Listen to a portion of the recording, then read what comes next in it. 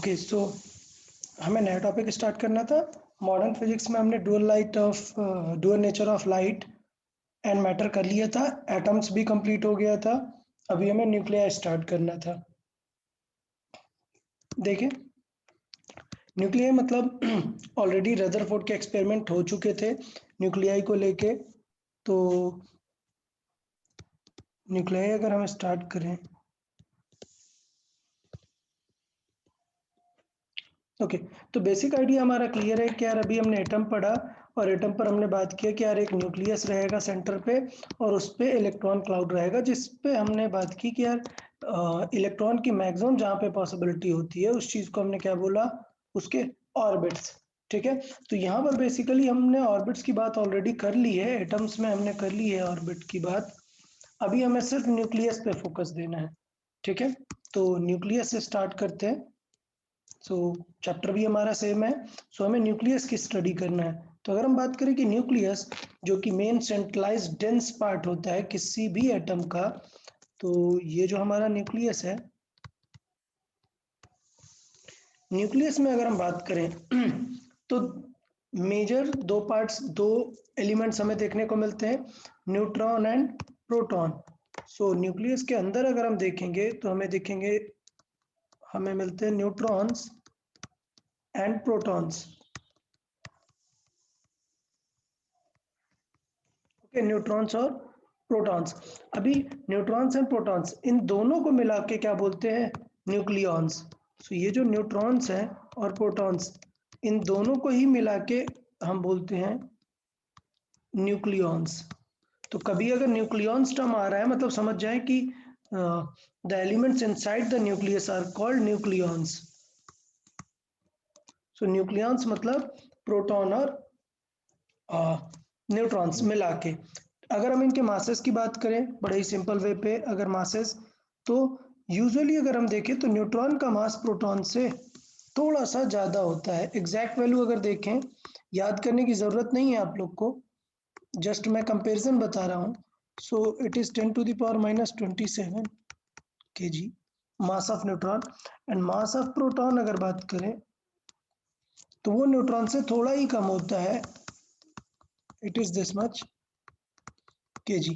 तो इसका मतलब ये है कि इस चैप्टर में क्या करेंगे, ये जो मास ऑफ प्रोटॉन और न्यूट्रॉन अगर दे दिया है हमें तो ठीक है, अगर नहीं दिया है तो यूजुअली हम क्या कंसिडर करते हैं कि mass of proton is nearly same to the mass of neutron, और लेट से हम उसे कुछ बोल देंगे हम नॉट।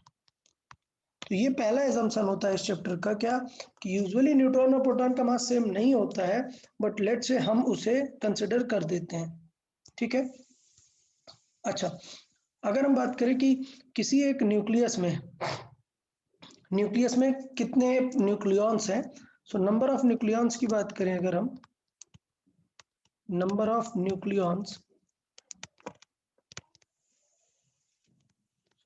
न्यूक्लियॉन्स में आ जाते हैं हमारे न्यूक्लियॉन्स में हमारे क्या आते हैं, number of protons and number of neutrons, दोनों मिला के रहते हैं। तो जो नंबर ऑफ प्रोटॉन्स है उसको हम एक और लेटर से रिप्रेजेंट करते हैं नंबर ऑफ प्रोटॉन्स के इक्वल होता है एटॉमिक नंबर Z। तो नंबर ऑफ प्रोटॉन्स के इक्वल होता है क्या, atomic number. So atomic number is, let's say atomic number को रिप्रेजेंट करते हैं Z से, और नंबर ऑफ प्रोटॉन को लेट्स से मैं यहाँ पे लिख रहा हूँ NP मतलब नंबर ऑफ प्रोटॉन्स। ठीक है, तो इसका मतलब ये है, ये बताना चाह रहा हूँ कि जो एटॉमिक नंबर है वो क्या होता है, नंबर ऑफ प्रोटॉन्स के जितना होता है। तो टेंशन लेने की जरूरत ही नहीं है, एटॉमिक नंबर Z क्या हो जाएगा, is equal to NP, number of protons कितने हैं। ठीक, फिर बात करते हैं नंबर ऑफ न्यूक्लियॉन्स की। तो ये जो नंबर ऑफ न्यूक्लियॉन होते हैं इससे रिलेटेड होता है एटॉमिक मास नंबर। ठीक है, एटॉमिक मास नंबर को किससे रिप्रेजेंट करते हैं, ए से। Let's say total number of nucleons को हम बोल रहे हैं क्या, कैपिटल N। क्या बोल रहे हैं, कैपिटल है। तो सिचुएशन ये रहती है कि दोनों चीजें क्या रहती हैं, सेम रहती हैं। तो इसका मतलब क्या होगा, नंबर ऑफ न्यूक्लियॉन्स या फिर हम बात करें एटॉमिक मास नंबर, वो इक्वल होता है नंबर ऑफ न्यूक्लियॉन्स के। ठीक है, दोनों न्यूक्लियॉन्स मिला के कितने रहते हैं। और ये हो गया हमारा नंबर ऑफ न्यूट्रॉन्स, जिसको हम रिप्रेजेंट कर रहे हैं स्मॉल एन से, नंबर ऑफ न्यूट्रॉन से। तो बेटर वे पे आ जाता है कि अगर लेट्स से हमें नंबर ऑफ न्यूट्रॉन्स कैलकुलेट करने हैं तो हम a माइनस जेड कर सकते हैं। तो अगर हमें कभी नंबर ऑफ न्यूट्रॉन्स चाहिए तो यूजुअली क्या होता है, हमें a और z पता होते हैं, तो हम कर सकते हैं a माइनस जेड। ये हो जाता है नंबर ऑफ न्यूट्रॉन्स अगर हमें कभी चाहिए। फिर बात आती है कि यार ये जो एलिमेंट है, जैसे न्यूक्लियस है, उसे हम लिख रहे हैं, न्यूक्लियस की बात करें अगर हम, तो न्यूक्लियस को रिप्रेजेंट करने का एक मेथड रहता है, रिप्रेजेंटेशन अगर हम बात करें,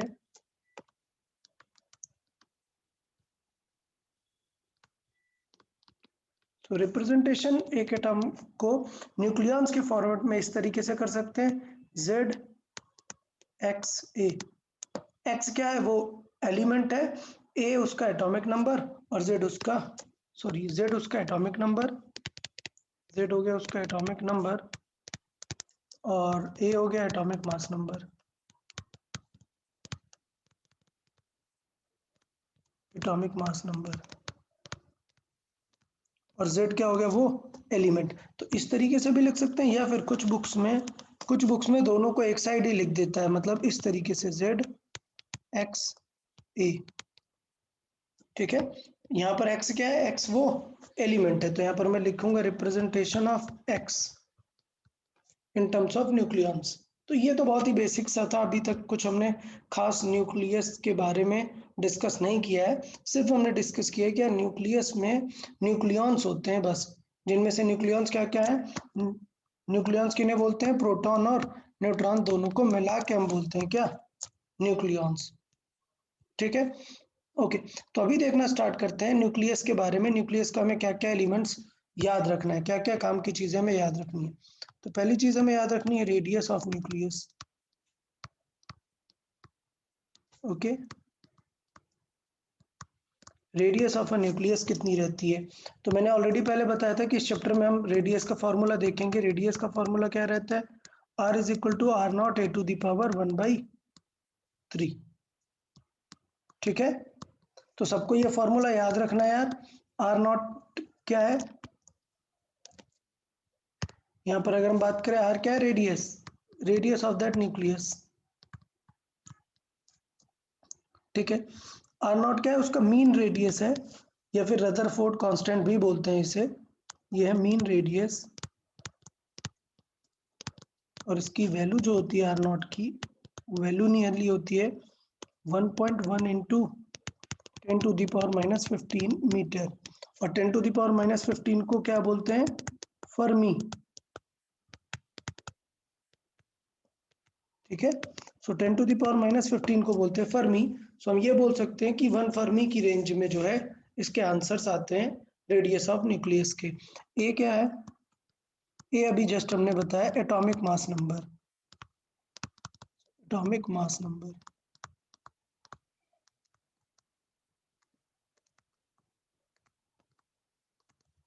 तो ये सिचुएशन हुई।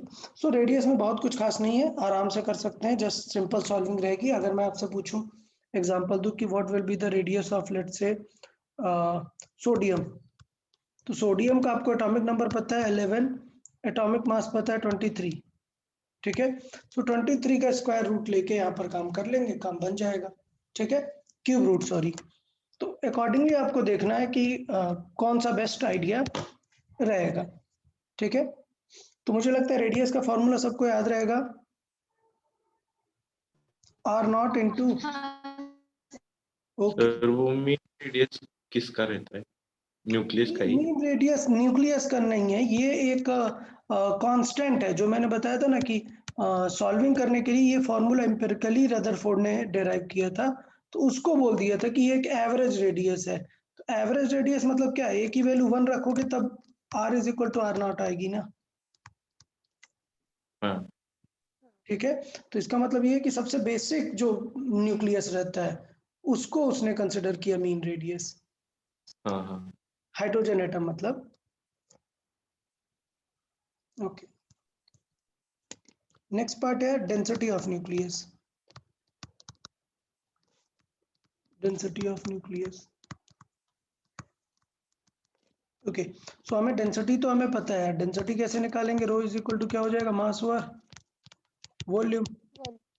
अच्छा, मास कैसे निकालेंगे किसी भी न्यूक्लियस का, तो हमें पता है कि कितने प्रोटॉन है कितने न्यूट्रॉन है, उससे काम बन जाएगा। तो अगर मुझे उसका टोटल मास लिखना है तो मैं क्या लिखूंगा कि कितने प्रोटॉन है, तो हमें पता है Z प्रोटॉन है इनटू क्या हो जाएगा, mass of proton, plus neutron कैसे निकालते हैं, ए माइनस जेड। ए माइनस जेड हो जाएगा मास ऑफ न्यूट्रॉन। ये हो गया टोटल मास उस एटम का, उस न्यूक्लियस का। और वॉल्यूम, तो और वॉल्यूम क्या हो जाएगा, 4/3 पाई आर क्यूब। अच्छा, अब मैंने क्या बताया कि हम एज्यूम करेंगे कि जो एम पी होता है, mass of proton is nearly same as mass of neutron, तो उसको क्या लिख देंगे, कुछ एम नॉट लिख सकते हैं।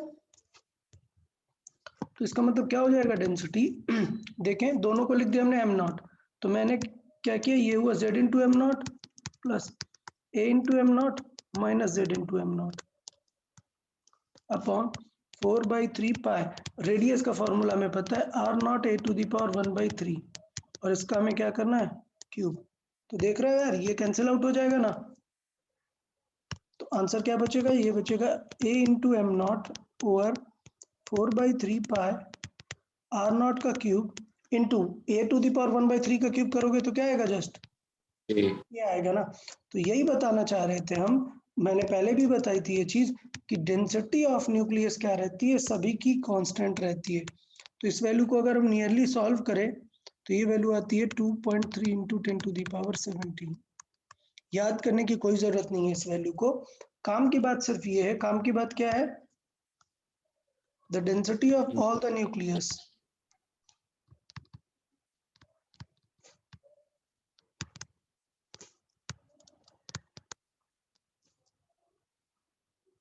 Okay, so the density of all the nucleus is nearly same.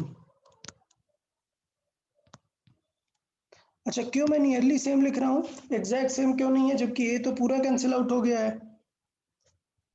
Sir वो हमने कंसिडर किया है। हाँ, हमने ये स्मॉल माइनर कैलकुलेशन करके ए को हटाने का ट्राई किया है, थोड़ा तो इफेक्ट आएगा ही, बट इतना नहीं कि बहुत ज्यादा डिफरेंस क्रिएट करे। तो इसलिए हम बोल सकते हैं कि जो है नियरली सेम हम कंसिडर कर सकते हैं उनको।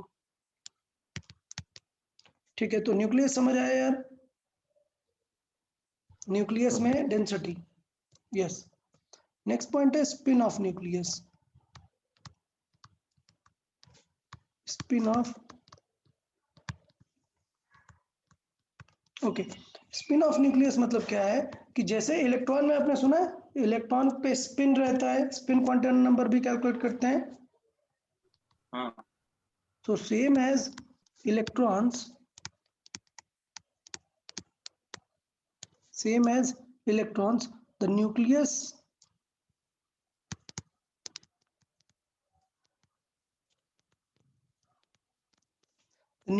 also has spin, okay, and not nucleus, nucleons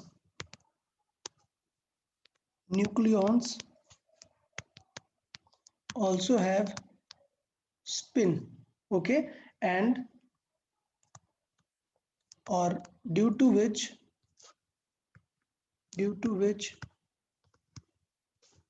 nucleus has overall spin। तो मतलब ये कि जैसे इलेक्ट्रॉन के पास होता है ना स्पिन, वैसे ही जो न्यूट्रॉन और प्रोटॉन होते हैं उनके भी अपने स्पिन होते हैं। मतलब अगर मैं बोलूँ एक न्यूट्रॉन ये है एक न्यूट्रॉन ये है, तो आप ऐसे नहीं कंसिडर कर सकते कि दोनों न्यूट्रॉन ऐसे यूनिडायरेक्शनल है, इन पे भी स्पिन रहेंगे। तो मतलब पॉसिबिलिटी है कि अगर दो न्यूट्रॉन आसपास रखे हैं तो इस तरीके से उनके स्पिन होंगे। समझ आया स्पिन का मतलब कि जैसे इलेक्ट्रॉन में हम कंसिडर करते हैं वैसे ही न्यूट्रॉन और प्रोटॉन को कंसिडर करना है। बस ये कि इलेक्ट्रॉन का हम एक्सपेरिमेंटली देख पाते हैं बहुत सारी चीजें, बट न्यूक्लियस के अंदर रहते हैं ना न्यूक्लियंस, इसलिए न्यूक्लियंस का हमको पता नहीं चलता है। बट ये जो डायरेक्शन ऑफ स्पिन है ये बहुत ही इंपॉर्टेंट है।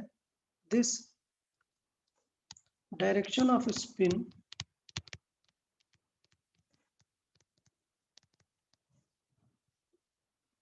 this direction of spin decides the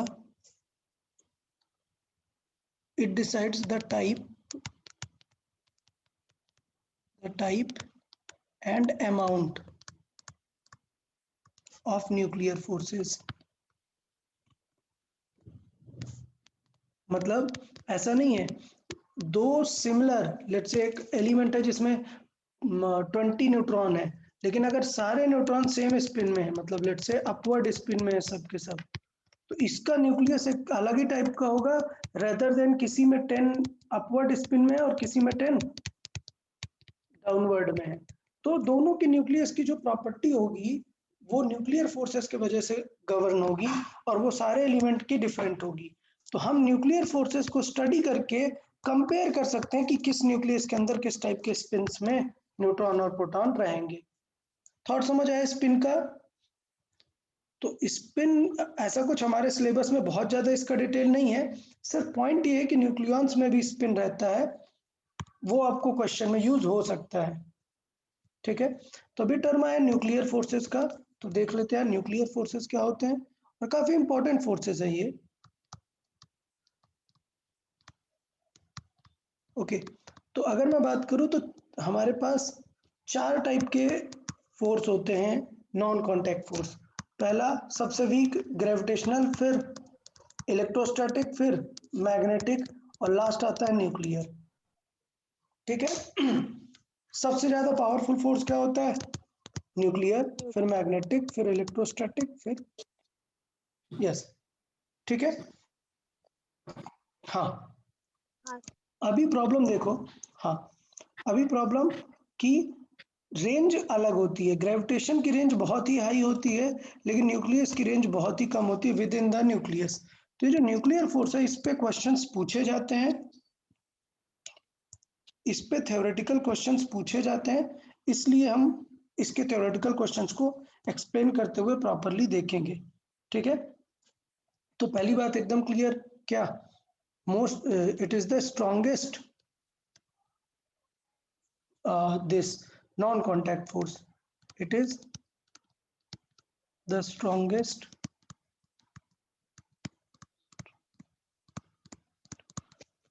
non-contact force।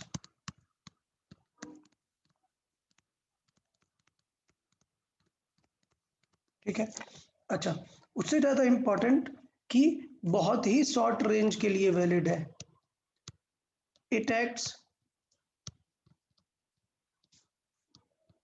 it acts only, or it acts in very short range, very short ranges, nearly कितनी 10 to the power minus 15 metre की range में, which means inside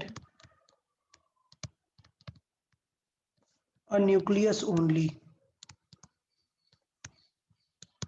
ठीक है, क्योंकि इतनी छोटी range तो कहाँ पे मिलेगी, न्यूक्लियस के अंदर ही मिल सकती है, उसी की जो ये रहती है रेडियस इस रेंज में रहती है, तो न्यूक्लियंस उसी केस में इतने पास पास में आ सकते हैं।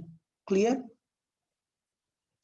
तो न्यूक्लियर फोर्स के अमाउंट की बात करें कि अमाउंट कैसे डिसाइड होगा, तो it does not depend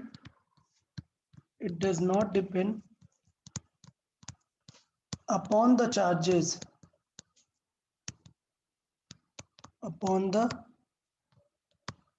of particles, और पार्टिकल्स मतलब न्यूक्लियॉन्स में ही काम करता है सिर्फ।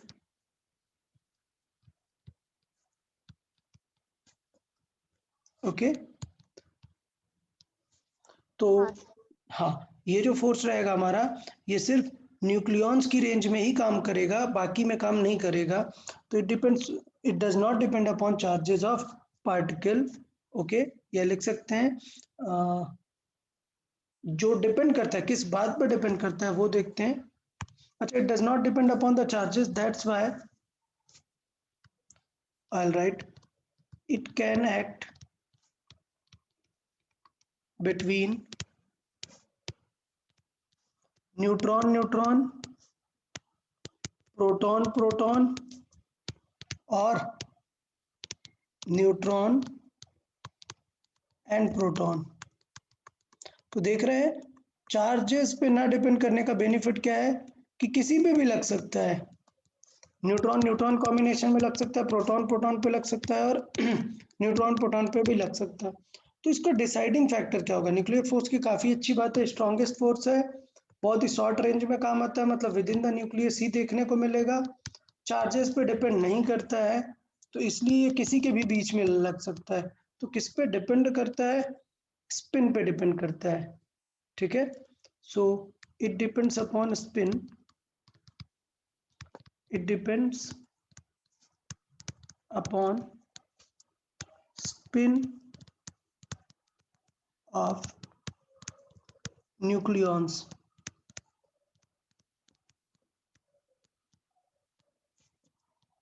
Okay, so for parallel spin, for parallel spin इसकी जो वैल्यू है वो ज्यादा होती है। So for parallel spin its value is higher than anti parallel spin.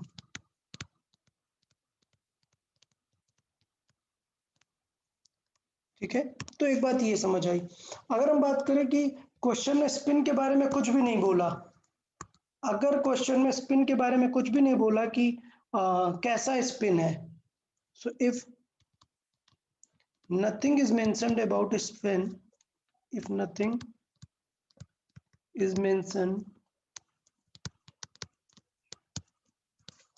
about spin, अगर स्पिन के बारे में कुछ भी नहीं बोला है तो गारंटी है सबका फोर्स क्या होगा? सेम होगा। Force of neutron neutron is same as force of proton proton is same as force of neutron proton.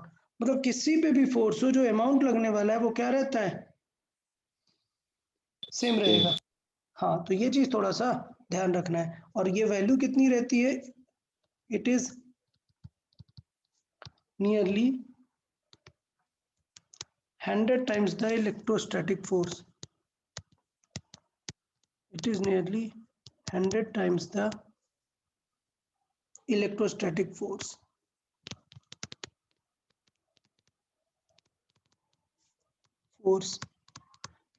That's why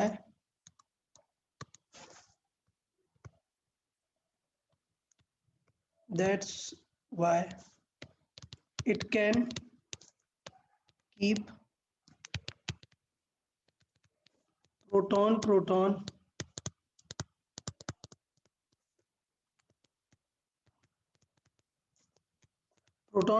it can keep मतलब like charges, same charges है। और आप समझ गए, प्रोटॉन प्रोटॉन क्या करेंगे? एक दूसरे को रिपेल करेंगे ना, ये भी पॉजिटिव चार्ज है, ये भी पॉजिटिव चार्ज है, रिपेल करेगा। तो कौन इनको बाइंड करके रख रहा है? Nuclear force. So it is nearly 100 times the electrostatic force. That's why it can keep proton proton together inside the nucleus.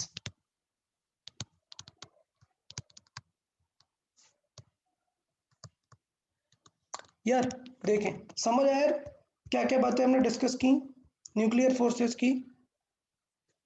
बात कर लेते हैं फिर से। न्यूक्लियर फोर्सेस में क्या क्या बात की? स्ट्रॉन्गेस्ट फोर्स है और बहुत ही शॉर्ट रेंज के लिए वैलिड है, मतलब inside the nucleus he valid है। दो प्रोटॉन कैसे दूर रख दोगे, क्या न्यूक्लियर फोर्स इन्हें रोक पाएगा? क्या नहीं, क्योंकि न्यूक्लियर लगेगा ही नहीं अगर ये दोनों दूर हैं। तो it does not depend upon the charges of nucleus, मतलब डिपेंड नहीं करता कि प्रोटॉन प्रोटॉन है तो ज़्यादा लगेगा, न्यूट्रॉन प्रोटॉन है तो कम लगेगा। ये क्या रहेगा, सेम रहेगा तीनों केसेस में, बट ये एक बात पे डिपेंड करता है, स्पिन पे। सो पैरेलल स्पिन, अगर दोनों सेम डायरेक्शन के स्पिन है तो ज़्यादा होता है फोर्स, अपोजिट डायरेक्शन के स्पिन है तो कम होता है। ठीक है, लेकिन अगर स्पिन के बारे में कुछ भी नहीं बोला तो ये गारंटीड है कि तीनों का फोर्स क्या होता है, सेम। अच्छा, ये समझ गए हो ना, यहाँ पर एन एन लिखा है, इसका मतलब क्या है, ये neutron versus neutron, force between neutron and neutron. ठीक है, proton and proton and neutron and proton सब सिमिलर रहता है, और जो वैल्यू होती है इसकी इलेक्ट्रोस्टैटिक से 100 टाइम्स ज़्यादा है। तभी ये प्रोटॉन प्रोटॉन के रिपल्सन को भी ओवरकम करके उन सबको कहाँ पे रखता है, न्यूक्लियस में।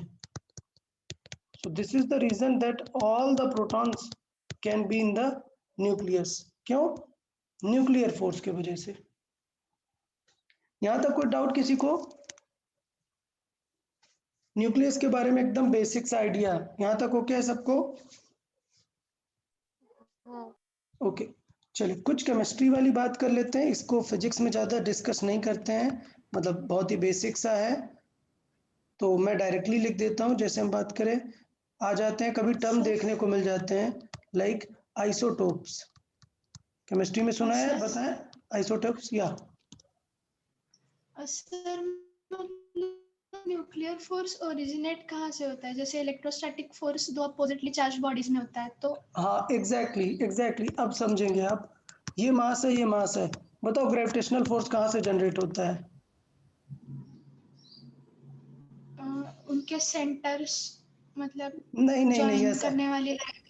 ऐसा कुछ नहीं है।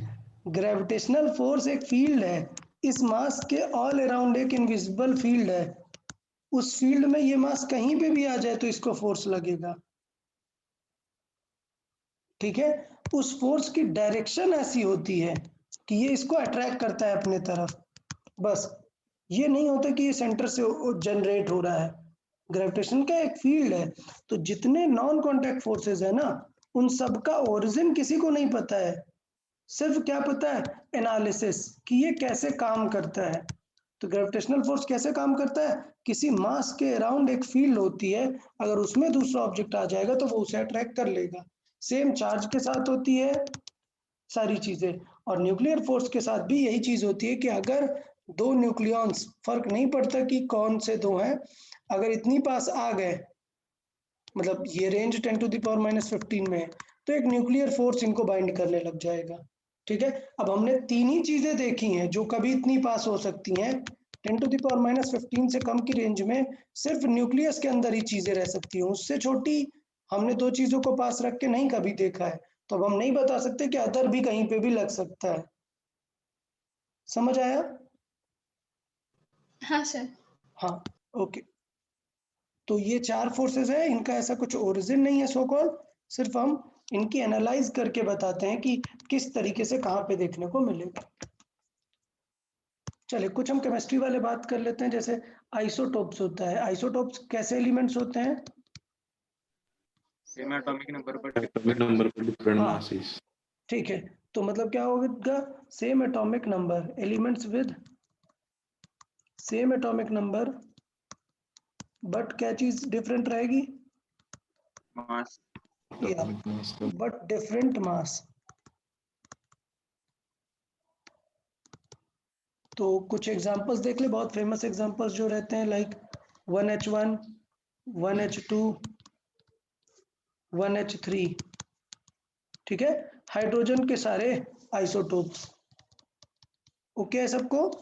अभी एक हाँ, यूरेनियम के भी रहते हैं, यूरेनियम 92 यूरेनियम 235 आपको आगे देखने को मिलेगा, इसका आइसोटोप होता है 92 यूरेनियम 238। ठीक है, तो इस टाइप के आइसोटोप्स है, ऐसे काफ़ी सारे रह सकते हैं, ये जस्ट एक एग्जांपल्स हैं। तो ये हो गए अपने आइसोटोप्स। आइसोटोप्स के बाद ऐसे ही वर्ड देखने को मिल जाते हैं, आइसोबार्स। आइसोबार्स मतलब क्या सेम रहेगा, mass. Mass elements with same mass, elements with same mass number.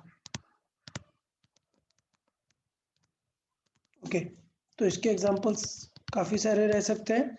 जैसे सेम मास नंबर रहेगा तो कार्बन को ले सकते हैं, 6C12 होता है, लेकिन 6C14 भी एक होता है। ठीक है, तो 6C14 है तो उसके साथ में नाइट्रोजन भी आ जाएगा, नाइट्रोजन का भी 14 होता है।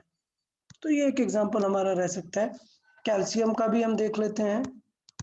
कैल्शियम का भी ऐसे हो जाता है 2 कैल्शियम 40, और किसका 40 रह जाता है? आर्गन। आर्गन का।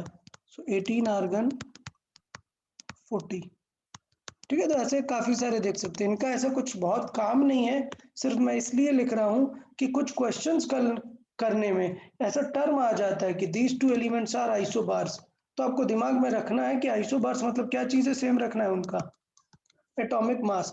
फिजिक्स में ऐसा कुछ काम नहीं है कि इन्हें याद करने से कोई बेनिफिट है। ठीक है, इनका कुछ बेनिफिट नहीं है, सिर्फ एग्जाम में ऐसा यूज हो जाता है तो आपको माइंड में रखना पड़ेगा कि आइसोबार्स मतलब क्या दिया है उसने। ठीक है, आइसोबार्स मतलब क्या दिया? मास सेम दिया है। आइसोटोन्स दिया हुआ है मतलब क्या सेम दिया है?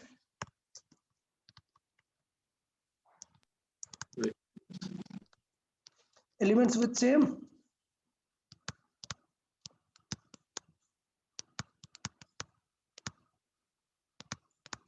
ओके। सो आइसोटोन्स मतलब सेम नंबर ऑफ न्यूट्रॉन्स। सो किन पे सेम नंबर ऑफ न्यूट्रॉन्स रहेंगे उनको अपन बोलेंगे आइसोटोन्स। तो न्यूट्रॉन सेम रखने के लिए मतलब दोनों का जो डिफरेंस है वो सेम आना चाहिए। सो बेस्ट है अगर हम इसी को ले ले 6C14। सो कितने न्यूट्रॉन्स हो गए इसमें? 8। और अगर हम ऑक्सीजन को ले 8O16, तो इसमें भी कितने हैं? 8। इस तरीके से अपन देख सकते हैं। इनका कुछ खास काम नहीं है, मैं फिर से बोल रहा हूँ, एग्जाम में फिजिक्स में इनका कुछ नेम ऐसे यूज नहीं आने वाला है। क्या यूज आता है कि क्वेश्चन दे देता है कि X and Y these are isobars, तो माइंड में रख के रखना होता है कि इनका क्या है? एटॉमिक मास दोनों का सेम है, और फिर क्वेश्चन अप्रोच करेंगे। ठीक है, तो आगे हम देखेंगे इस चीज को। चलिए, नेक्स्ट इंपॉर्टेंट क्राइटेरिया न्यूक्लियस पर, बहुत ही famous, it is AMU, atomic mass unit. AMU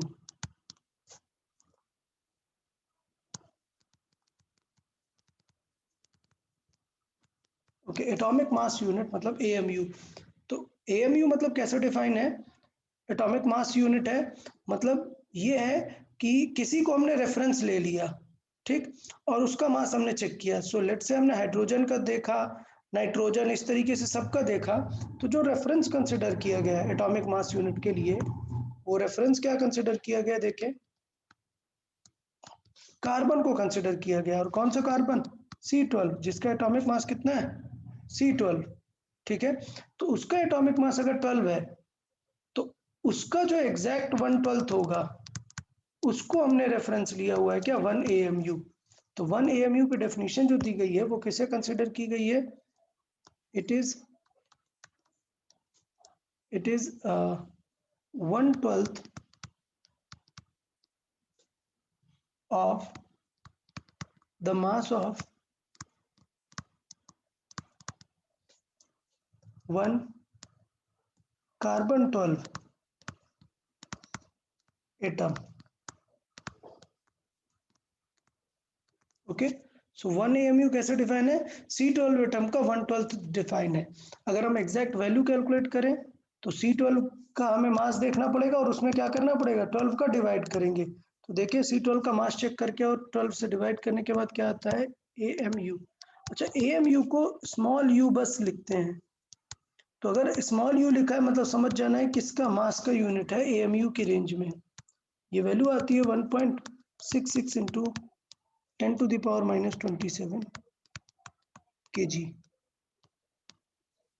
ठीक है, तो ये AMU क्यों इंपॉर्टेंट है? क्योंकि जब आप एग्जाम सॉल्व करेंगे तो सबके मास कैसे दिए होते हैं? AMU में दिए होते हैं। क्लियर? तो अगर कार्बन एटम का मास देखोगे तो कितना रहेगा? 12 AMU। ठीक है, लेट्स से नाइट्रोजन का देखा तो उसका है let's say 13.99 AMU। So instead of AMU सिर्फ हम क्या लिख देते हैं, U भी लिख देते हैं। तो टेंशन नहीं लेना, सिर्फ U भी यूज कर सकते हैं इसके लिए कि उसका मास कितना होगा, एटॉमिक मास यूनिट, AMU बोलते हैं इसे। ठीक, अभी एक बहुत अच्छा टर्म होता है कि AMU तो ज़्यादा यूज नहीं होता है एग्जाम में, क्योंकि दिया रहता है कि AMU कितना है ऐसे करके। यूज होता है एनर्जी इक्विवेलेंट का। एनर्जी इक्विवेलेंट क्या है? ओके, सो एनर्जी इक्विवेलेंट ये है कि as per the Einstein's equation of E is equal to mc square, mass and energy are related. तो जब कुछ मास कम, मतलब कहीं पे मास लॉस होगा और वो एनर्जी में कन्वर्ट होगा, तो फिर उस चीज को हम बोलते हैं क्या, एनर्जी इक्विवेलेंट। तो मतलब एनर्जी इक्विवेलेंट का मतलब ये है कि like how much energy will generated from 1 AMU मास। अगर 1 AMU मास को कंप्लीटली डिस्ट्रॉय किया जाए, एनर्जी में कन्वर्ट किया जाए कंप्लीटली, तो कितनी एनर्जी जनरेट होगी वो हम किससे निकाल सकते हैं, E is equal to mc square से। तो E इज इक्वल टू क्या हो जाएगी यार, m into C square. m कितना है 1 AMU, 1 AMU की वैल्यू कितनी है 1.66 into 10 to the power minus 23 into C square. C कितना है 27 है ये। सी कितना है 3 इंटू 10 टू द पावर 8, इसका स्क्वायर। अगर इसे सॉल्व करें तो ये आंसर किस में आएगा, एनर्जी जूल में। लेकिन हम इस चैप्टर में यूजुअली, मैंने पहले भी बताया कि मॉडर्न फिजिक्स में ऐसा एनर्जी जूल में नहीं निकालते, हम किस में निकालते हैं, इलेक्ट्रॉन वोल्ट में। तो इसे हम क्या करेंगे, divided by हाँ, 1.6 तो into into 3 into 3 9 into 10 to the power 8 क्या हो जाएगा 16, और 27 से सॉल्व कर लेंगे तो क्या आ जाएगा माइनस 11, 11. डिवाइड बाई क्या करते हैं 1.6 into 10 to the power minus 19। तो ये जूल की जगह किस में कन्वर्ट हो जाएगा, इलेक्ट्रॉन वोल्ट में। अब देखो 19 और 11 है तो कितनी पावर आ जाएगी यहाँ पर,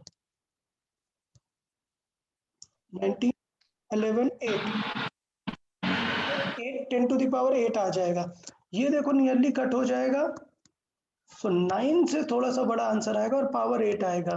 सो I can say 900 into 10 to the power 6, इतना आएगा अप्रोक्सीमेटली इलेक्ट्रॉन वोल्ट। तो 10 टू द पावर 6 को क्या बोल सकते हैं, mega.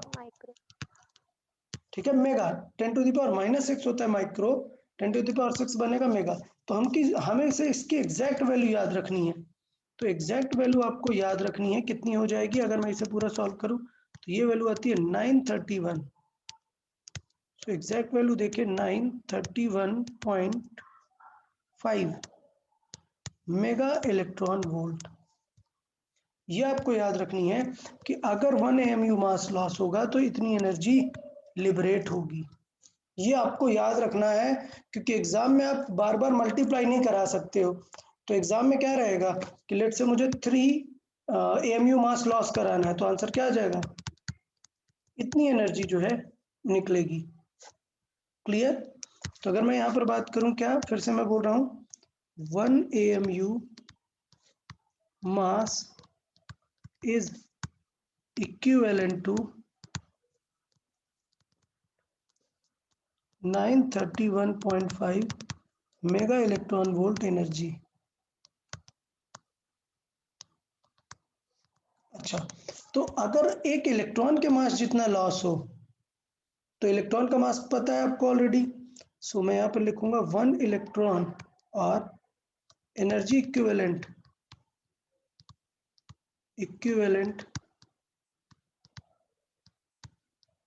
Energy equivalent of mass of 1 electron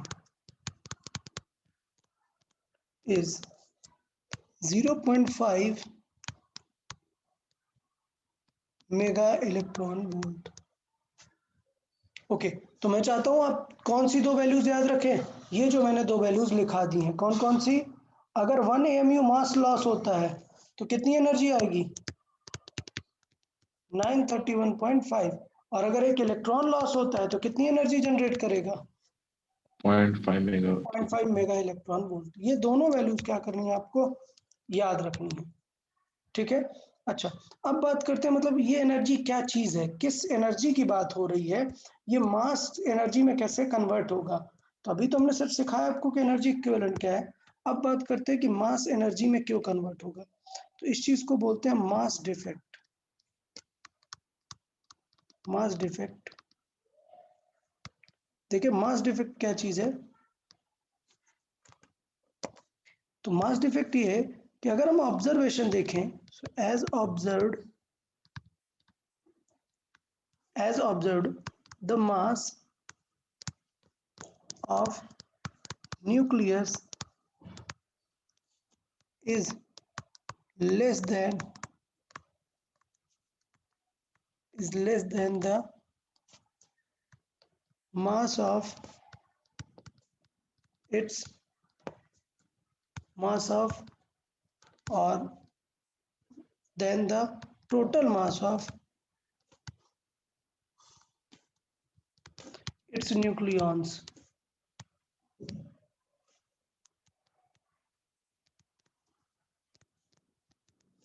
ठीक है, तो ये डिफरेंस मतलब सोचो, मैं बात कर रहा हूँ हीलियम है, हीलियम में क्या क्या है, दो न्यूट्रॉन है और दो प्रोटॉन है। इन दोनों को अगर मैच किया, लेट से इनका मास आ रहा है कितना, 4 आ रहा है, तो हीलियम का एक्चुअल मास रहता है कुछ 3.999। तो देख रहे हो ना, यहाँ पे मास क्या हो रहा है, लॉस हो रहा है। उसी चीज को क्या बोलते हैं, mass defect. Clear. And this difference in mass is called mass defect। ये हमारा बन जाता है क्या, डेल्टा एम मास डिफेक्ट। मतलब मास डिफेक्ट कैसे निकालते हैं, एकदम क्लियर है क्या, न्यूक्लियस की बात हो रही है, लेट से एक एलिमेंट है, एलिमेंट से उठा लेते हैं, लेट से एक एलिमेंट है, एलिमेंट एक्स, एलिमेंट एक्स इस तरीके से रिप्रेजेंट किया गया है ZXA। तो मतलब हम बता सकते हैं कि नंबर ऑफ न्यूट्रॉन्स कितने हैं, हो जाए A-Z। ठीक है, अब हम सारी चीजें लिख सकते हैं कि इसका एक्चुअल मास कितना होगा और न्यूक्लियस में डिफरेंस कितना होगा। तो कॉन्सेप्ट क्या है कि जो मास ऑफ न्यूक्लियस है वो स्लाइटली कम होता है किसके, मास ऑफ न्यूक्लियॉन से। मतलब Z into mass of proton plus A-Z into mass of neutrons, इससे कम रहता है न्यूक्लियस, और इसी डिफरेंस को क्या बोलते हैं, मास डिफेक्ट। तो ये जो डेल्टा एम होता है यही क्या हो जाता है, मास डिफेक्ट। तो किनका मास ज्यादा है, इनका न्यूक्लियॉन्स का मास ज्यादा है ना, तो ये एक बार में लिख देंगे, आंसर क्या हो जाएगा, Z times of mass of protons plus A-Z times of mass of neutrons. ये हो गया, इसे माइनस कर देंगे मास ऑफ न्यूक्लियस से, तो क्या आ जाएगा हमारा, मास डिफेक्ट। किसी को कोई डाउट, मास डिफेक्ट कैसे निकाल सकते हैं, नहीं सर। Okay good. ये है मास ऑफ न्यूक्लियस। अच्छा, प्रॉब्लम ये है कि एग्जाम में यार बहुत टाइम लगता है ये क्वेश्चन सॉल्व करने को। क्यों टाइम लगता है, क्योंकि ये जो मास होते हैं ये यूजुअली किस में होते हैं, AMU में।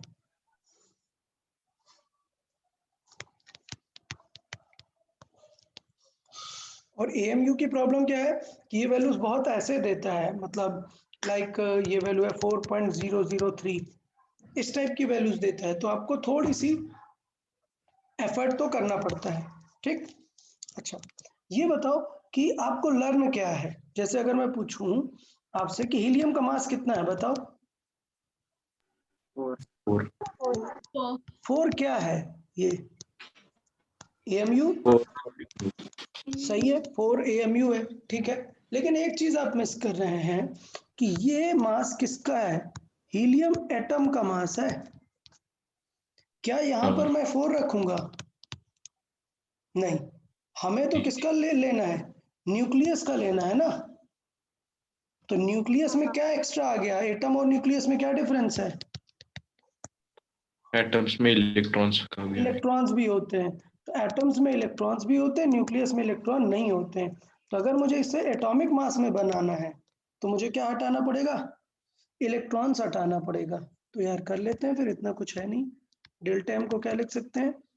Z into mass of proton plus A minus Z into mass of neutron minus, अगर मुझे इसे मॉलिक्यूलर मास लिखना है तो मतलब ये हो जाएगा molecular mass minus Z, Z जितने इलेक्ट्रॉन भी होते हैं, जितने नंबर ऑफ प्रोटॉन होते हैं, मास ऑफ इलेक्ट्रॉन। ये हमें करना पड़ेगा। समझ आया यहाँ तक?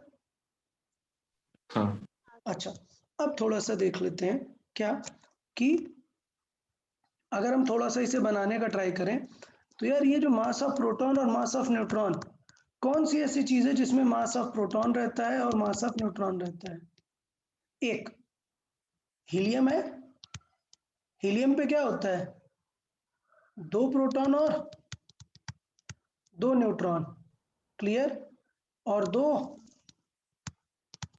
Electron electron. तो इसका मतलब ये है कि अगर मैंने इन तीनों को मिला दिया तो हमारा क्या बन जाएगा? हमारे पास आ जाएगा हीलियम, ठीक है। तो इसका मतलब क्या आ जाएगा? हमारे पास हीलियम आ जाएगा। तो कभी कभी एग्जाम में क्या होता है, वैल्यूज दी कम होती हैं। ये कब काम आएगा? जब सारी वैल्यूज दी हैं। आप बुक में से देखोगे, आप डीसी पढ़ने में भी देखोगे तो आपको दिया रहेगा कि क्वेश्चन में वैल्यूज दी होती हैं। अगर वैल्यूज नहीं दी होती हैं तो फिर क्या करेंगे? तो थोड़ा सा चीजों को अलग कर लेते हैं। ओके, चले अलग कर लेते हैं। Z into mass of proton plus A into mass of neutron, ठीक है, minus Z into mass of neutron, ठीक है। अच्छा, फिर या फिर इसे A minus Z he consider कर सकते हैं। A माइनस जेड मतलब नंबर ऑफ न्यूट्रॉन्स ही है, इसमें कोई टेंशन नहीं है। A minus Z into mass of neutron. अब ये जो Z है, ये माइनस और माइनस अंदर मल्टीप्लाई करके क्या हो जाएगा? प्लस। तो इसे हम साथ में लिख लेते हैं। तो ये हो जाएगा mass of proton plus mass of electron Z times plus A minus Z times A minus Z मतलब number of neutrons times mass of neutron minus molecular mass, ठीक है। उस एटम का एटॉमिक मास यहाँ पर यूज करेंगे। Done. अच्छा, अगर मैं बात करूं एक प्रोटॉन और एक हाइड्रोजन का, एक इलेक्ट्रॉन किस में रहता है? हाइड्रोजन में। तो कभी कभी हमें क्या होता है, हाइड्रोजन सिर्फ एटम दिया होता है तो हम समझ सकते हैं यहाँ पर क्या हो जाएगा? H atom. H का एटॉमिक मास लिखेंगे प्लस नंबर ऑफ न्यूट्रॉन्स जितने होंगे इनटू न्यूट्रॉन का मास लिखेंगे माइनस उसका मॉलिक्यूलर मास लिखेंगे। इस तरीके से भी हम मास डिफेक्ट निकाल सकते हैं। ये बहुत ही अनयूजुअल सा केस होता है। ये जो मैंने बताया ये यूजुअली आपको नहीं दिखेगा, बहुत अनयूजुअल केस है। यूजुअली आपको क्या दिखेगा? सारा कुछ दिया होगा, मास ऑफ प्रोटॉन दिया होगा, न्यूट्रॉन दिया होगा, सब दिए होगा। ये कब काम आएगा? जब प्रोटॉन नहीं दिए, क्या दिए? हाइड्रोजन एटम दिया है इंस्टेड ऑफ प्रोटॉन, तब आप यही यूज कर सकते हैं, ठीक है। तो ये वाला सबसे ज्यादा इंपॉर्टेंट रहता है हमारा, सिंपल मास डिफेक्ट निकालना। अच्छा, न्यूक्लियस का क्या मास है ये हमें पता होगा क्या? नहीं, ये क्वेश्चन में दिए होगा यार, या फिर ये पूछेगा। न्यूक्लियस का मास आपको इधर क्वेश्चन में दिए होगा या पूछेगा। ये सिर्फ एक्सपेरिमेंटली ऑब्जर्व किया गया है, ये आप ऐसे बता नहीं सकते। जैसे न्यूक्लियॉन्स क्या है आप कैलकुलेट कर सकते हैं, बट इस m को आप कैलकुलेट नहीं कर सकते हैं, ठीक है। तो मैं यहाँ पर करूँगा कि ये एक एक्सपेरिमेंटल डेटा है कि मास ऑफ न्यूक्लियस कितना होगा, ठीक है। ये क्या है, एक एक्सपेरिमेंटल डेटा है, ये एक्सपेरिमेंटल वैल्यू है।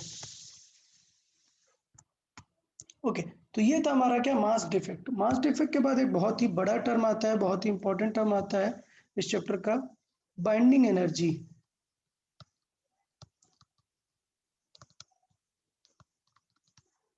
ओके, बाइंडिंग एनर्जी की डेफिनेशन देखें अगर हम, बाइंडिंग एनर्जी क्या है, तो बाइंडिंग एनर्जी की बड़ी सिंपल सी बात करें तो बाइंडिंग एनर्जी क्या चीज है, जैसे यहां पर मास डिफेक्ट हुआ तो अब मैं इस तरीके से न्यूक्लियर फिजिक्स समझ सकता हूं कि सोचो हमारे पास 5 न्यूट्रॉन थे और 4 प्रोटॉन थे। अब हमने बताया कि इनको मिला के मास हो रहा है कुछ 10, इन दोनों को मिला के मास हो रहा है कुछ 10 है, लेट्स से मास हो रहा है 50। लेकिन जब हमने इनको एक्चुअली में एक न्यूक्लियस बनाया, हमने क्या बनाया, इनका एक मिला के न्यूक्लियस बनाया, तो न्यूक्लियस का मास तो 48 ही रह गया। तो इसका मतलब ये था कि रियल में ये कितना था, 50 थे इनके मासेस, लेकिन न्यूक्लियस में बनने के बाद कितना बचा, 48। तो ये जो लॉस हुआ मास का, लेट्स से 2 mu मास का लॉस हो गया, तो इतनी सारी जो एनर्जी बची वो किसमें स्टोर हो गई है, इस न्यूक्लियस में। तो इसका मतलब न्यूक्लियन से अगर आप इस न्यूक्लियस को बनाओगे तो जो एनर्जी लगती है उसे क्या बोलते हैं, बाइंडिंग एनर्जी। Binding energy. अच्छा, इसका रिवर्स भी ट्रू है, मतलब इसके अंदर न्यूक्लियॉन्स तो कम ज्यादा हुए नहीं है, अभी भी 5 है और अभी भी 4 है। तो इसको ब्रेक करोगे जब आप, और ब्रेक करके किसमें कन्वर्ट करोगे, न्यूक्लियॉन्स में, तो ब्रेक करने के लिए भी तो उतनी ही एनर्जी लगेगी ना, तो उसको भी क्या बोलते हैं, बाइंडिंग एनर्जी। मतलब बाइंडिंग एनर्जी 2 तरीके से डिफाइन है। क्या, अगर आप न्यूक्लियॉन से न्यूक्लियस बनाओगे तो भी वही है, या ब्रेक करोगे तो भी वही है, दोनों सेम ही है, क्या है, बाइंडिंग एनर्जी। और ये किसके वजह से आती है, जब मास डिफेक्ट किसमें कन्वर्ट हो जाता है, एनर्जी में। यार बाइंडिंग एनर्जी समझ आया सबको, हाँ सर। Okay good. ठीक है, तो बाइंडिंग एनर्जी क्या है, it is the energy required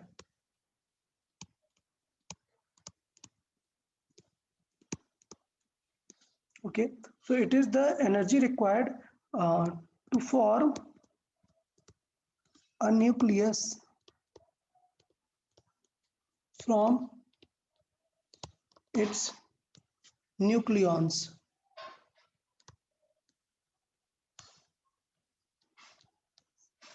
और एक तो सेट हुआ कि ये न्यूक्लियन से न्यूक्लियन बनाना है, और द एनर्जी रिक्वायर्ड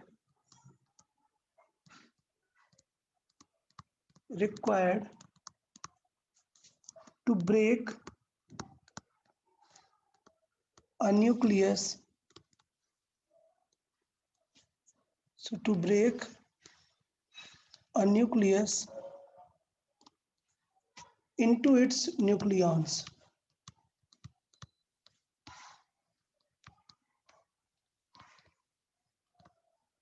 तो मुझे लगता है ये दोनों बातें सबको समझ में आ गई, ठीक है।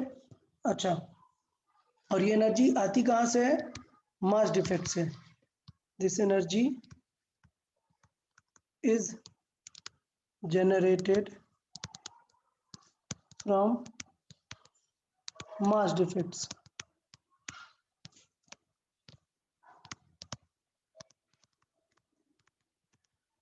ठीक है, तो ये सिचुएशन हो गई। तो अगर मुझे बाइंडिंग एनर्जी चाहिए तो बाइंडिंग एनर्जी सिंपल क्या है, binding energy is nothing but delta M, mass कितना लॉस हुआ इनटू सी स्क्वायर। ठीक है, ये हो गई अपनी क्या, बाइंडिंग एनर्जी। और मैंने तो बताया है कि अगर 1 AMU मास लॉस होगा तो कितनी 931 एनर्जी आएगी। क्लियर। तो अगर मैं लिखूं, if mass is given in or mass defect is given in AMU, अगर AMU में दिए हैं सारे मास तो टेंशन लेने की जरूरत नहीं, आप डायरेक्टली लिख सकते हो बाइंडिंग एनर्जी कितना हो जाएगा, डेल्टा एम इन AMU इंटू 931.5 इलेक्ट्रॉन वोल्ट। ठीक है, बस ये याद रखना है कि ये आंसर किसमें है, इन AMUs। तो बताओ यार, बाइंडिंग एनर्जी में किसी को कोई डाउट?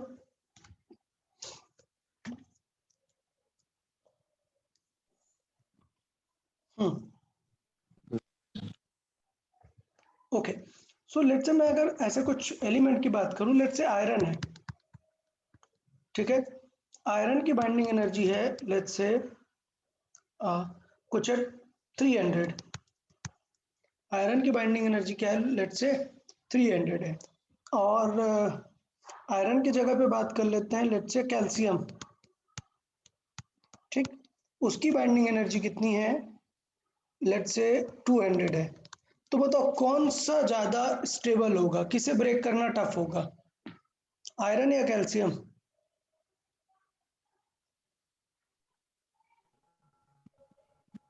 आयरन। आयरन। आयरन को ब्रेक करना टफ होगा, बट अब सोचो कि ये एनर्जी जब ब्रेक करोगे तो किससे मिलने वाली है, न्यूक्लियॉन्स को। ये एनर्जी किसे हाँ। मिलेगी, न्यूक्लियॉन्स को। आयरन के कितने हैं, 26, ठीक है यार, हाँ। और इसके कितने हैं, 20। तो इसके 20 हैं, तो अगर मैं डिवाइड करूंगा 20 तो सबको कितनी एनर्जी लगने वाली है, 10। 10। इसमें अगर देखूंगा तो सबको कितनी एनर्जी लगभग लगने वाली है, 10 से थोड़ी ज्यादा आएगी। हाँ। रुको, गड़बड़ हो गया, इसको 250 कर लेते हैं, ठीक है। तो अभी भी इसकी बाइंडिंग एनर्जी ज्यादा है, लेकिन एक न्यूक्लियॉन को 10 से कम मिलेगी। अब देख रहे हो ना, 26 से अगर डिवाइड कर दूं तो 10 से कम मिलेगी, लेट्स से 9.9 मिल रही है। तो इसका मतलब ये है कि इसके हर न्यूक्लियॉन को कम एनर्जी लग रही है, तो ये स्टेबल नहीं है, ये ज्यादा स्टेबल है। तो एट द एंड डिस्कशन का पर्पस ये था, सिर्फ बाइंडिंग एनर्जी से स्टेबिलिटी नहीं बताना है, एक ईच न्यूक्लियॉन को देख के बताना है स्टेबल कितना होगा। क्लियर? तो मैं यहाँ पे लिखता हूं, क्या ऐसा स्टार मार्क करके ये चीज कर देता हूं, क्या, if binding energy of A is greater than binding energy of B, और लेट्स से मैं लिखता हूं only binding energy of A greater than B doesn't ensure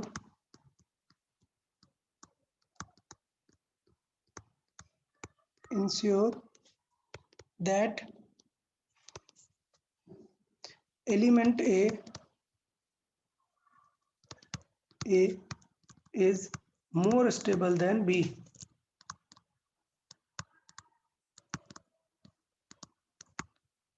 clear? तो सिर्फ बाइंडिंग एनर्जी ज्यादा होना डिफाइन नहीं करेगा, स्टेबिलिटी को रियल में कौन डिफाइन करता है, बाइंडिंग एनर्जी पर nucleons. So stability,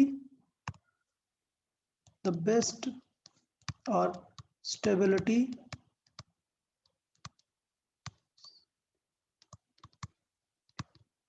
is best measured by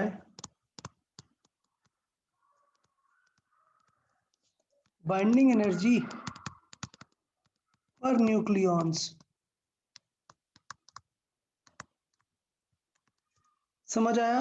तो इसका मतलब ये है कि बाइंडिंग एनर्जी पर न्यूक्लियॉन मतलब क्या हो जाएगा, बाइंडिंग एनर्जी पर nucleon BE upon number of nucleons.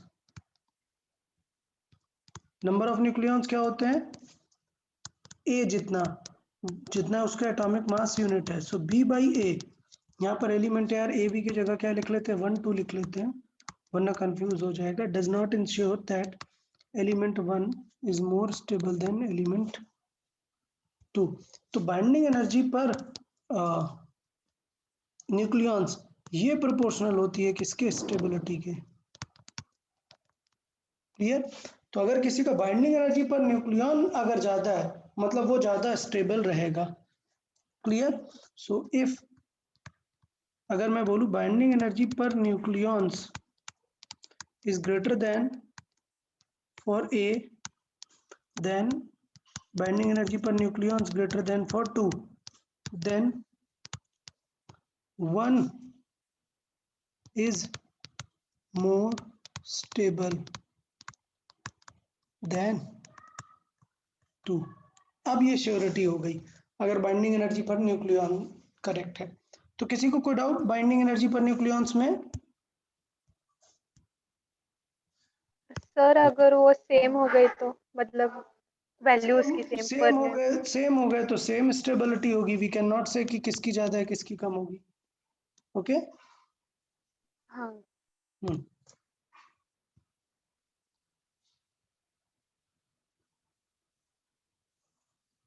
Okay तो ये कर्व है बाइंडिंग एनर्जी पर न्यूक्लियॉन्स का। ठीक है, सारे एटॉमिक नंबर्स के लिए ये कर्व है। तो अगर हम देखें तो सबसे ज्यादा स्टेबल यहाँ पे जो एक सडन स्टेबल आता है फिर कम हो जाता है। देखो इसकी बाइंडिंग एनर्जी ज्यादा है लेकिन इसके बाद वाले और पहले वाले एलिमेंट की क्या है, कम है। तो इसका मतलब ये कोई स्पेशल एलिमेंट है जिसकी अचानक से ज्यादा है, बाकियों की नॉर्मल है।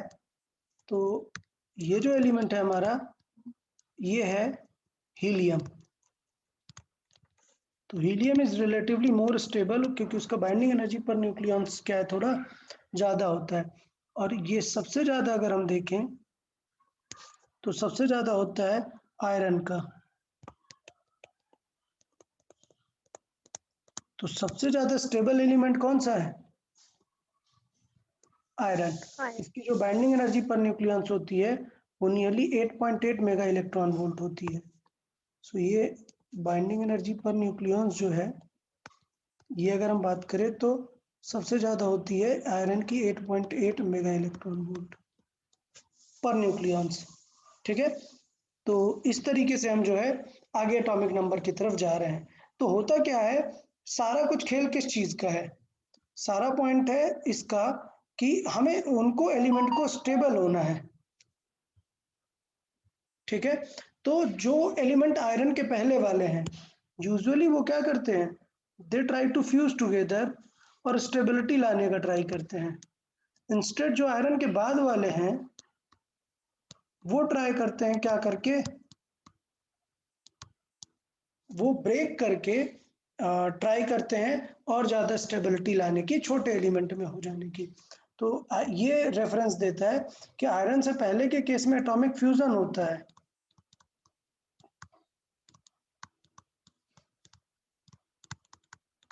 और इससे ज़्यादा वाले में एटॉमिक फिजन के ज़्यादा चांसेस होते हैं।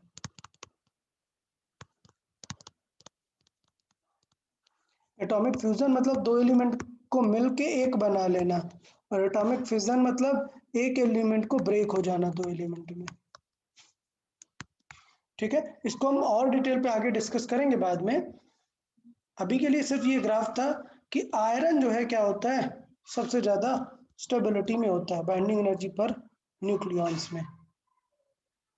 ठीक है, ओके। तो ये जो बाइंडिंग एनर्जी पर न्यूक्लियॉन्स रहता है मतलब न्यूक्लियॉन्स में खुद की अनस्टेबिलिटी की वजह से हमें देखने को मिलता है कि न्यूक्लियस के अंदर चेंजेस हो जाते हैं। मतलब सपोज एक न्यूक्लियस है उसमें बहुत ज्यादा न्यूट्रॉन है लेट्स से, तो देखने को मिलता है कि न्यूक्लियस के अंदर अगर बहुत ज्यादा न्यूट्रॉन है तो वो कुछ तो जुगाड़ करके एन की वैल्यू कम कर लेगा। यार अब न्यूक्लियस से एन ऐसे बाहर तो नहीं निकल जाएगा, तो वो क्या करता है इंटरनली पी में कन्वर्ट हो जाता है। तो सोचो हमारे पास 15 न्यूट्रॉन थे और 11 प्रोटॉन थे, तो एक न्यूट्रॉन कम हो गया 14 बचा और एक प्रोटॉन बन गया। देखो कितना कम हो गया गैप,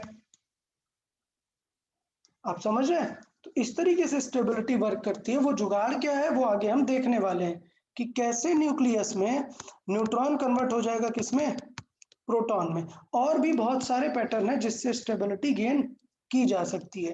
तो स्टेबिलिटी गेन करने के लिए हमें देखना पड़ेगा कि कब वो अनस्टेबल रहने वाला है। ठीक है, तो स्टेबिलिटी अनस्टेबिलिटी की अगर बात करें तो एक और ग्राफ यहाँ पर स्टेबिलिटी अनस्टेबिलिटी की बात को रिप्रेजेंट करता है। यहाँ पर हम बात करते हैं प्रोटॉन्स लेट्स से पी, और यहाँ पर हम बात करते हैं न्यूट्रॉन्स। लेट्स से n, ठीक है। तो अगर हम बात करें क्या सारे एलिमेंट को कि उनके पास कितने न्यूट्रॉन है कितने प्रोटॉन है, तो सपोज 5 न्यूट्रॉन है और 5 प्रोटॉन है और लेट्स से 6 न्यूट्रॉन है, तो वो यहाँ कहीं पर आएगा। तो ये ग्राफ जो है स्टेबिलिटी अनस्टेबिलिटी के लिए यूज होता है, चेक करने के लिए स्टेबल और अनस्टेबल।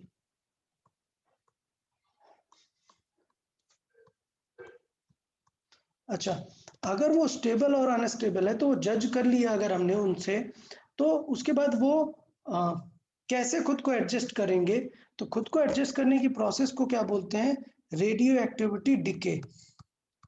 वो कुछ ना कुछ डिके होंगे, अपना मास कहीं और ट्रांसफर करेंगे और एडजस्टमेंट करेंगे।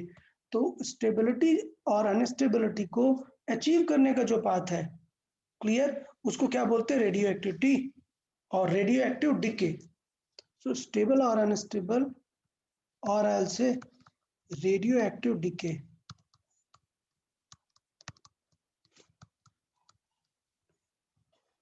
तो ये सिचुएशन हमें बताएगी कि रेडियो एक्टिव डिके के चांसेस कितने ज्यादा हैं।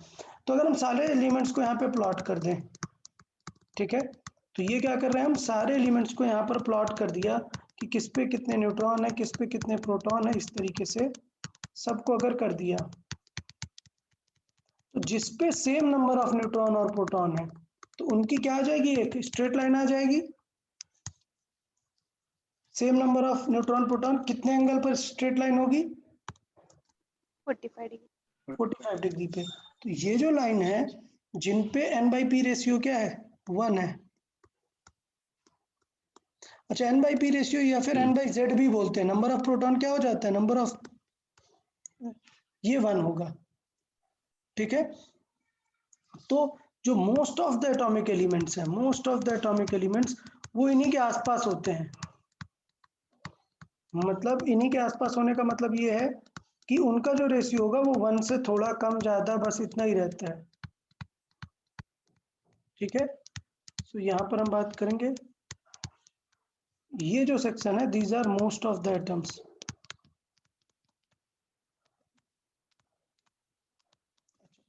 ये जो मैंने ऊपर बनाए हैं ये थोड़े से कम एटम्स हैं, तो लेट से यहाँ पर कुछ कम एटम्स देखने को आपको मिल रहे हैं जिनका जो रेशियो है वो ज्यादा है, ठीक है।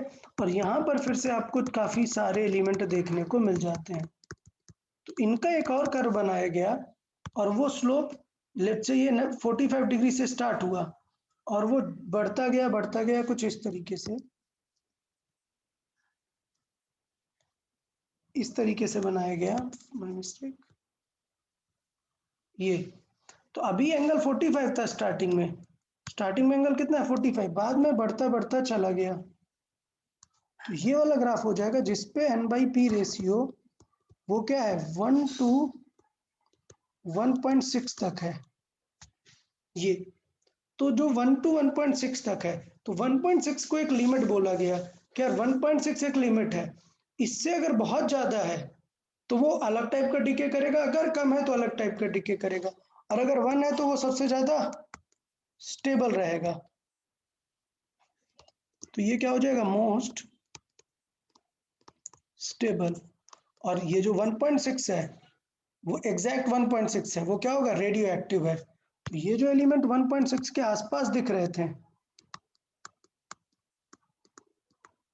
यहाँ, वो क्या है, रेडियो एक्टिव एलिमेंट बोलते हैं उनको, क्योंकि उनपे क्या चांसेस हैं, रेडियो एक्टिव डिके के चांसेस हैं, किसके थ्रू, वो स्टेबिलिटी गेन करने के लिए, okay.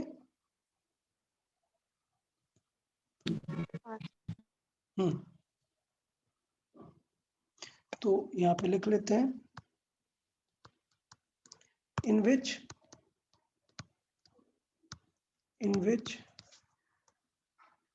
n/p ratio is near to 1.6 are called radioactive element and they decay and generates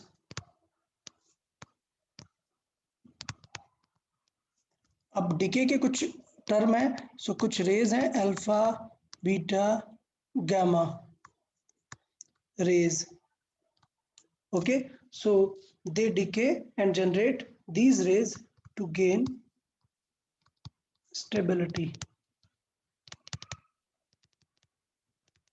ठीक है, तो डिफरेंट टाइप का सिनेरियो है कि वो alpha decay beta decay gamma decay करेंगे और स्टेबिलिटी गेन करने का ट्राई करेंगे। ठीक है, कब? जिनका n/p रेशियो 1.6 से थोड़ा सा डिफरेंट है। तो देख लेते हैं, स्टार्ट कर लेते हैं डीके पढ़ना, और ये डीके इंपॉर्टेंट है, या डीके पे क्वेश्चन आते ही है।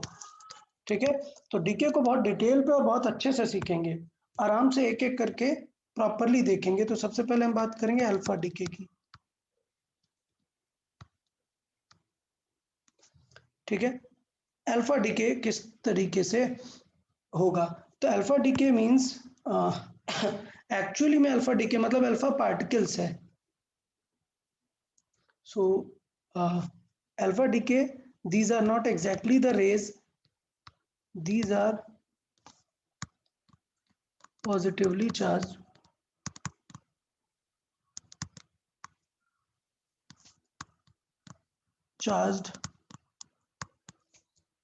particles.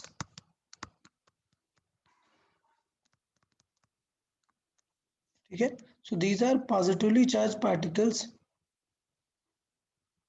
और कैसे जनरेट होते हैं? Due to this high n/p ratio. These are positively charged particles generated from decay of any radioactive substance.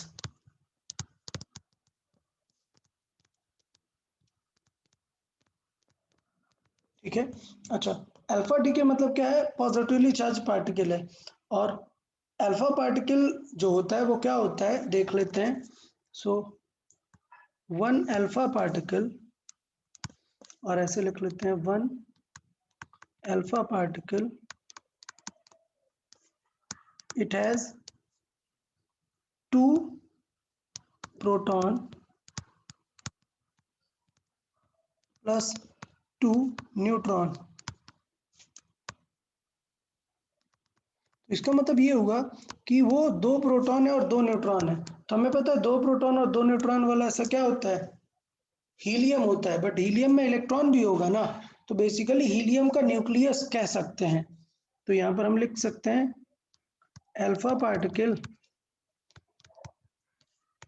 Is equivalent to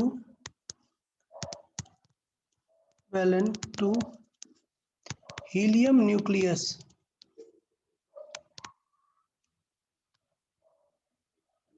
helium nucleus और He+2। क्यों? 2 इलेक्ट्रॉन निकल जाएंगे तो वो हीलियम के जितना रहेगा। क्लियर? सर, हाँ, चार्ज कंजर्व रहना चाहिए तो फिर इलेक्ट्रॉन्स निकलने से मतलब ओके, पॉइंट ये है कि चार्ज कंजर्व रहेगा, तो चार्ज कंजर्व दिखेगा आपको अभी। ठीक है, मैं इक्वेशन लिखता हूँ, तो वहां पर हम देखेंगे कि चार्ज कंजर्व रहेगा। ठीक, हाँ। अभी लिखते हैं पूरी इक्वेशन, जब अल्फा निकलेगा तो कैसा हमें वहां पर देखने को मिलेगा। ठीक, और दूसरी बात, अल्फा पार्टिकल क्या है? पॉजिटिवली चार्ज है, तो मैग्नेटिक फील्ड वगैरह में डिफ्लेक्ट होगा ही। ठीक है, so alpha rays deflect in electric and magnetic fields and magnetic fields as they are positively charged.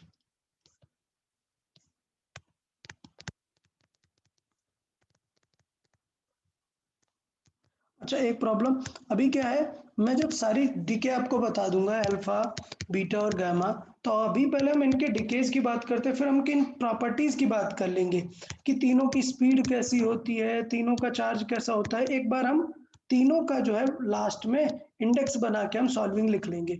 तो जो प्रॉपर्टीज ऑफ अल्फा डीके है वो मैं ज्यादा नहीं लिख रहा हूँ, ठीक है।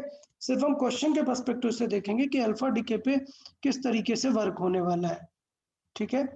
अच्छा, तो बात कर लेते हैं अल्फा डीके। सपोज एक एलिमेंट एक्स है जिसका एटॉमिक नंबर z और एटॉमिक मास a है, और ये रेडियो एक्टिव है, इसलिए इसने क्या किया, एक अल्फा डीके किया। तो अल्फा डीके अगर यहाँ पर हुआ तो इसका मतलब क्या हुआ, अल्फा डीके का मतलब ये कि लेट से ये कन्वर्ट हो गया किसी वाई एलिमेंट में, ठीक है। तो क्या ये वाई एलिमेंट में डायरेक्टली कन्वर्ट हो जाएगा? नहीं, इसके न्यूक्लियस से कुछ तो करके दो प्रोटॉन और दो न्यूट्रॉन अलग हुए ना, इसका मतलब इसका न्यूक्लियस ब्रेक हुआ। तो इसका न्यूक्लियस जब ब्रेक होता है तो वो एक इंटरमीडिएट स्टेट में आता है, ठीक। तो सबसे पहले वो आएगा क्या, इंटरमीडिएट स्टेट। तो वाई को क्या बोलते हैं, intermediate state, state of nucleus. Okay, ये हो गया इंटरमीडिएट स्टेट। प्लस साथ में एक एक्स्ट्रा क्या निकल गया, हीलियम के न्यूक्लियस जितना, ठीक। हीलियम के न्यूक्लियस जितना, जिसे हमने क्या बात की है, अल्फा पार्टिकल, अल्फा पार्टिकल। साथ में काफी सारी एनर्जी भी देखने को मिलती है। तो ये क्यों क्या है, एनर्जी एमिटेड और एनर्जी रिलीज्ड। तो एनर्जी इतनी ज्यादा निकलेगी। तो अभी हम सब कैलकुलेट करेंगे कि कैसे हम निकालेंगे एनर्जी और ये सारी चीजें। अब ये जो न्यूक्लियस क्या है, इंटरमीडिएट स्टेट में है, तो अब ये स्टेबल होगा। जब ये होगा तो स्टेबल एक वाई एलिमेंट में बन जाएगा। तो यहाँ पर ये क्या गेन करेगा, atomic stability, atomic stability gain करेगा। और ये फाइनली एक नया एटम प्रॉपर बना लेगा। लेट से वो बना लिया उसने वाई। अब वाई में क्या देखने को मिलेगा कि दो प्रोटॉन हट गए, तो मतलब एटॉमिक नंबर कितना हो गया होगा, Z-2, ठीक। अच्छा, अगर दो प्रोटॉन हटे हैं और दो न्यूट्रॉन हटे हैं, तो इसका मतलब ये है कि प्रोटॉन दो हट गए तो मास 2 कम हुआ, न्यूट्रॉन और दो हट गए तो मास कितना कम हो गया, 4 कम हो गया ना। तो एटॉमिक मास नंबर कितना कम हो जाएगा, 4 कम हो जाएगा, ठीक है। तो इसका मतलब ये बन गया हमारा स्टेबल एलिमेंट। और यहाँ पर जो हमने बात की वो अल्फा और बीटा निकलेगा। तो अब यहाँ पर काम की बात क्यों है, मैंने डायरेक्टली क्यों नहीं लिख दिया। आप देखोगे बुक में ये लिखा होता है, ये लिखा होता है, ये सब लिखा होता है, तो मैंने डायरेक्टली नहीं लिखा। उसका रीजन बताता हूँ, पहले मैं लिख देता हूँ। अल्फा पार्टिकल क्या है, alpha particle is equivalent to nucleus, helium nucleus, so He+2।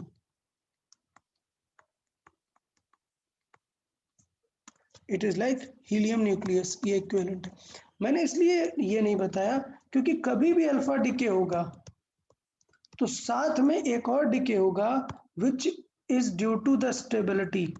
मतलब जब एटॉमिक मतलब न्यूक्लियस स्टेबल होने का ट्राई करता है अनस्टेबल सिचुएशन से, तो बहुत ही हाई एनर्जी फोटॉन जनरेट करता है, जिनको बोलते हैं क्या, गैमा फोटॉन्स। तो इसका मतलब ये हुआ कि कहीं पर अगर अल्फा डिके हुआ है तो वहां पर श्योर कौन सा डिके होगा ही, गैमा। Gamma decay.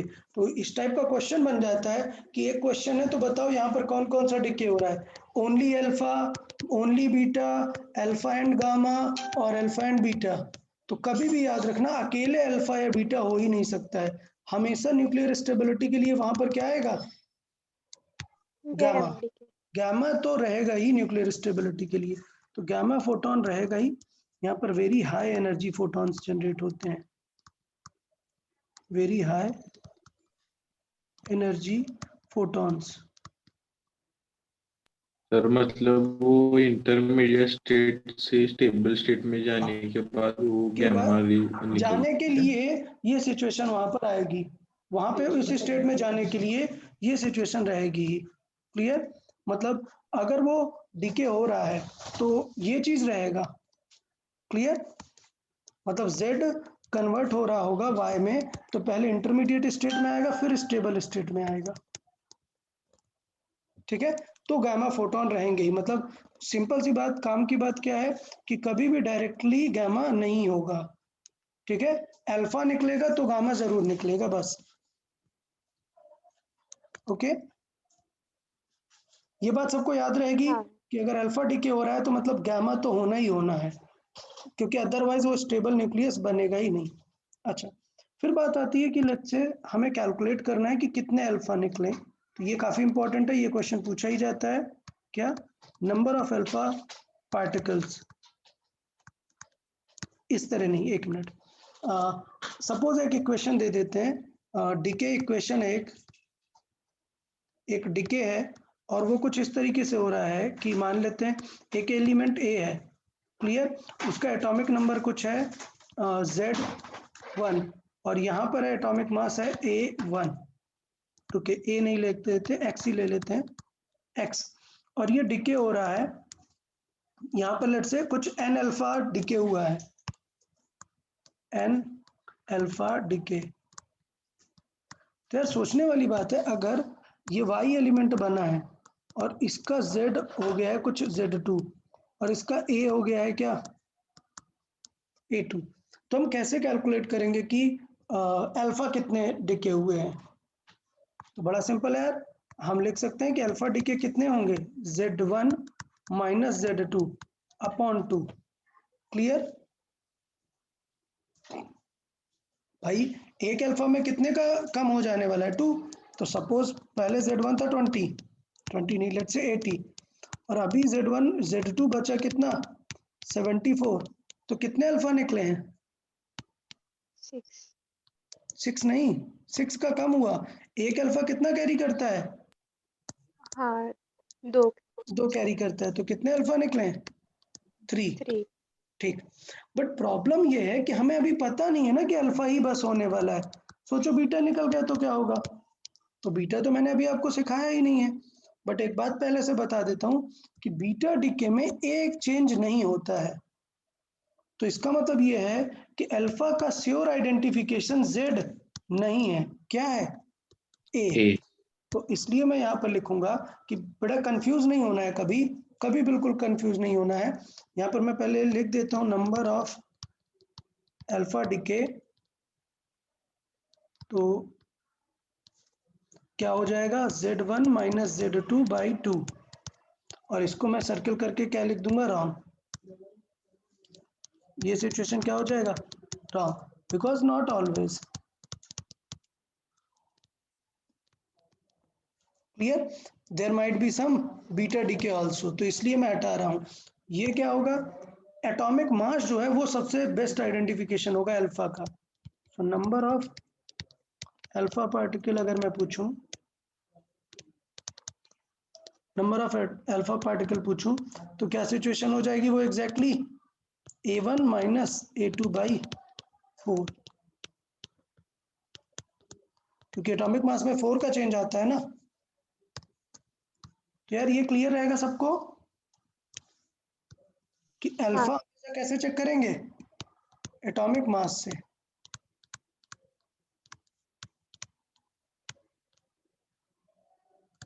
ठीक है, तो ये हो गया हमारा कि हम चेक कर सकते हैं कि कितने अल्फा निकलने वाले हैं वहां पर। डन। हाँ सर। अब बात अगर करें कि इस इक्वेशन में लेट से ये हो रहा था, तो क्या चीज कंजर्व थी और क्या चीज कंजर्व नहीं थी। तो अगर मैं आपको काम की बात बताऊं कि ये जो एनर्जी निकली है, इतनी एनर्जी रिलीज हुई है, ये मास डिफेक्ट से निकलती है। इसका मतलब रेडियो एक्टिव एक ऐसी इक्वेशन है जिसमें मास कंजर्व नहीं रहता है। ठीक है, तो यहां पर हम एज अ नोट और इंपॉर्टेंट पॉइंट याद रखेंगे, क्या, in any radio active decay सब कुछ कंजर्व रहता है, सिर्फ क्या कंजर्व नहीं रहता, मास कंजर्व नहीं रहता। Mass. In yes radioactive decay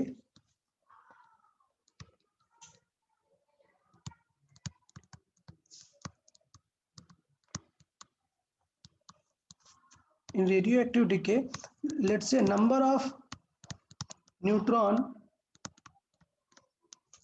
number of proton and number of electron all is conserved. Okay, number of proton, number of neutron and number of electron is conserved. इसे ऐसे लिखना better रहेगा, ठीक है. So number of neutron, number of proton and number of electron, ये तीनों separately क्या रहते हैं, कंजर्व रहते हैं. लेकिन कौन सी चीज कंजर्व नहीं रहेगी, मास. मास ठीक है, तो ये याद रखना है, number of neutron, number of proton and number of electron are conserved. इसका मतलब क्या है, means charge is conserved, means charge is conserved but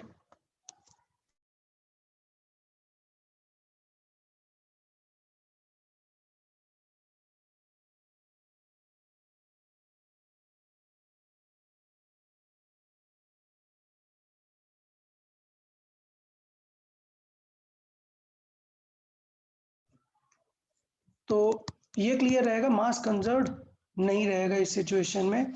और ये जो मास डिफेक्ट होगा वही क्या रिलीज करेगा, energy. This defect in mass generates energy. Okay, तो अगर हमें कैलकुलेट करना है कि वो क्यू जो थोड़ी देर पहले हमने इसमें बनाया हुआ है कि यार ये क्यू अमाउंट ऑफ एनर्जी निकलेगी, ये तो ये क्यू कहाँ से निकलने वाली है, मास डिफेक्ट से निकलने वाली है. क्लियर, तो ये लिख लेते हैं कि क्यू कैसे निकालेंगे हम, डेल्टा एम कितना मास डिफेक्ट है इनटू सी स्क्वायर. और अगर हम एएमयू में कैलकुलेट करेंगे तो आपको पता है डायरेक्टली क्या कर लेंगे, 931.5 से मल्टीप्लाई करा लेंगे.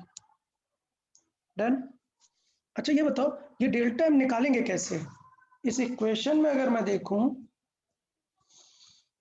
तो मास कैसे निकालेंगे. तो मास सिंपल सी बात है, न्यूक्लियॉन्स वगैरह तो सब कंजर्व रहेंगे, इसका न्यूक्लियस और इसका न्यूक्लियस डिफर कर गए होंगे. समझ आ रहा है क्या, कि नंबर ऑफ न्यूक्लियॉन्स तो रहे होंगे, क्या डिफर कर गया है, इनके न्यूक्लियस का जो वेट है वो डिफर कर गया होगा. क्लियर, तो बड़ा सिंपल सा है, मास डिफेक्ट अगर चाहिए हमें तो डेल्टा एम क्या हो जाएगा, जो पहला एलिमेंट क्या है, एक्स, एक्स का सबसे ज्यादा रहेगा और बाकी मिला के क्या होगा, कम. सपोज एक्स का था 20, बाकी मिला के हुआ 18, तो इसका मतलब 2 का लॉस हो गया ना. पैटर्न समझ आया सबको, तो इसका मतलब क्या हो जाएगा, mass of X minus mass of Y, और एक और एक्स्ट्रा निकला था क्या, मास ऑफ अल्फा. समझ आया मास डिफेक्ट कैसे निकाल सकते हैं. Okay good. तो ये क्वेश्चन में आपको दिया रहता है यार, ये न्यूक्लियस वगैरह का ये सब मास दिया रहता है. ये क्या है, mass of this element x. Clear, so this is mass of nucleus of x. ठीक है, और y क्या हो जाएगा, mass of nucleus of y, और वो वाला क्या हो जाएगा, अल्फा. डन, सबको माइनस कर देंगे, टोटल एनर्जी निकल आएगी. अच्छा, अगर हम बात करें कि इसमें कोई भी इलेक्ट्रॉन वगैरह में कोई चेंजेस नहीं होने वाले हैं, तो इसको मैं डायरेक्टली ऐसे भी लिख सकता हूं, क्या, molecular mass of x minus molecular mass of y plus molecular mass of alpha का मॉलिक्यूल मतलब हीलियम. ये भी लिख सकते हैं इसे. तो कभी कभी अगर एग्जैक्ट न्यूक्लियस का नहीं दिया है तो मॉलिक्यूलर मास से भी निकाल सकते हैं. ये भी थोड़ा सा इंपॉर्टेंट है, याद रखना है. ये क्या हो गया, this is molecular mass or atomic mass of X. Mass of X. समझ आया सबको हाँ कि कोई भी इलेक्ट्रॉन वगैरह में चेंजेस नहीं आए हैं, कोई भी इलेक्ट्रॉन लेफ्ट राइट में चेंज नहीं आया चार्ज का, तो इसका मतलब ये हुआ कि हम उनको मॉलिक्यूलर मास के फॉर्मेट में भी कंसिडर कर सकते हैं। तो ये हमारा पूरा पार्ट था कि एनर्जी कैसे जनरेट होगी। अच्छा, एनर्जी जनरेट होने पर एक लास्ट पार्ट बचता है कि अल्फा को कैसे मिलेगी वो एनर्जी। आप देखें, सपोज एक एलिमेंट है एक्स, ये डिके हो गया किसमें, वाई में, तो मैंने बताया कि यार यहाँ पे अल्फा डिके होगा, बट हमें ये पता है कि जो रेडियो एक्टिव डिके होता है बहुत ही हाई स्पीड डिके होता है। इसका मतलब वो जो एनर्जी जनरेट हुई वो सिर्फ हीट में नहीं कन्वर्ट हुई, उसका कुछ पार्ट किसे मिल गया, अल्फा को भी मिल गया। समझ आया? यहां तक पॉइंट समझ में आ गया सबको? ओके, तो नेक्स्ट लेक्चर में हम डिस्कस करेंगे इस चीज को कि अल्फा को कितनी एनर्जी मिलेगी और बाकी कितनी रिलीज होने वाली है। ओके, ठीक है, तो अभी के लिए यहां तक ही रखते हैं। नेक्स्ट लेक्चर में आगे हम कंटिन्यू करेंगे रेडियो एक्टिविटी के अल्फा बीटा और गामा तीनों को डिस्कस करके उस पर बेस्ड फिर हम क्वेश्चन सॉल्विंग करेंगे। चलो ठीक है, कोई डाउट किसी को? किसी को कोई डाउट? सर मुझे इलेक्ट्रॉन्स का मतलब वो कंजर्वेशन होता है, वो वाई के एटम्स में भी मतलब उतने इलेक्ट्रॉन्स और प्रोटॉन्स रहेंगे, इसलिए कंजर्वेशन होता है, ऐसा है ना? नहीं नहीं नहीं, वाई पे उतने नहीं रहेंगे, वाई पे 2 कम आ जाएंगे, क्योंकि अल्फा को हमने हीलियम लिख दिया ना, तो उसके अकॉर्डिंग हम उसमें एडजस्ट करेंगे। मतलब ये है कि इस पूरी प्रोसेस में जो हम बोलेंगे कि नंबर ऑफ इलेक्ट्रॉन्स कितने हैं, इस पूरी प्रोसेस के हम नंबर ऑफ इलेक्ट्रॉन्स कंसिडर करेंगे कि उतने कम रहेंगे। मतलब कैसे, देखो ये हीलियम का क्या है, न्यूक्लियस है ना, तो इसका मतलब ये हुआ कि बेसिकली लेट से इसके पास 20 इलेक्ट्रॉन्स थे, इसका एटॉमिक मास क्या हो गया है, कम हो 4 गया टाइम्स ना। हाँ 16। हाँ, तो इसका मतलब ये है कि इसका एटॉमिक मास कम हुआ है, तो इसमें 2 ये कम हो गए हैं ना, हाँ 2 इलेक्ट्रॉन, वो 2 इलेक्ट्रॉन किसमें एडजस्ट हो रहे हैं, हीलियम का न्यूक्लियस फॉर्म करने में। हाँ अल्फा क्या है, एक अल्फा का जो वेट है वो विदाउट इलेक्ट्रॉन है, तो ये जो 2 इलेक्ट्रॉन है ये अभी भी सिस्टम में है, और इसलिए मैंने उसको हीलियम का एटॉमिक न्यूक्लियस लिखा। क्यों? क्योंकि वो 2 इलेक्ट्रॉन इसको मिल जाएंगे अगर, तो ये पूरा हीलियम का न्यूक्लियस बन जाएगा ना। हाँ ठीक है, तो वो कंसिडर करके रखना है कि 2 इलेक्ट्रॉन वहां पर अभी भी हैं। ओके, चलो ठीक है, इस पे अभी बीटा डीके में और समझ में आ जाएगा कि इलेक्ट्रॉन कैसे पार्टिसिपेट कर सकते हैं। बीटा डीके मतलब इलेक्ट्रॉन ही रहता है, वो आगे हम उसमें डिस्कस कर लेंगे। ओके, चलो ठीक है, okay, bye bye everyone then. Bye. बस। Bye bye.